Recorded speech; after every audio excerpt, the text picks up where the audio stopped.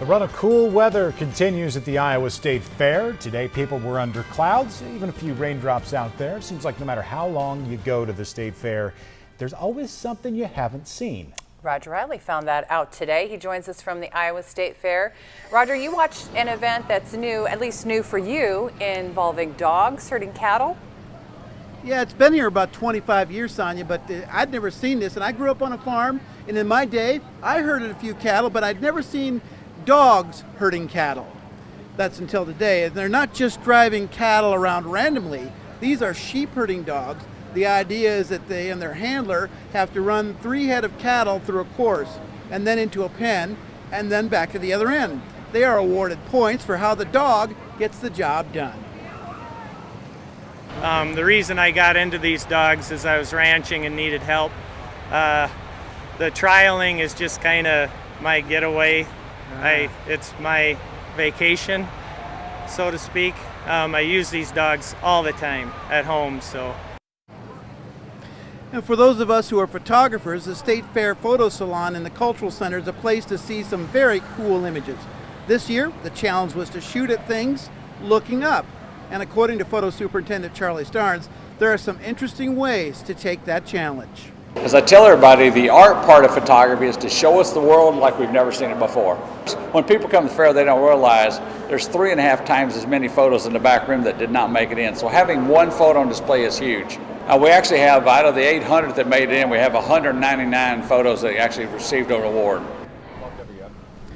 Some other pieces of art are giant tractors. These are magnets for kids to climb on. One family even was posing for a family picture on one of the big machines. A tractor like this new would cost as much as a very nice house in Iowa. They have the toy tractors at home. We don't live on a farm, so we don't have the big ones, but they have all the toys. So why do they love John Deere? Because their daddy works at John Deere. Even though the new is impressive, the Central Iowa Tractor Club brought some of the old classic tractors out on the Grand Concourse. At noon, they started their engines all at the same time. It's a 1952 John Deere. My dad and I restored it about 20 years ago. He's been gone for the last 17 years, so I've kept the tradition going on. So glad to have it here with the Central Iowa Tractor Club.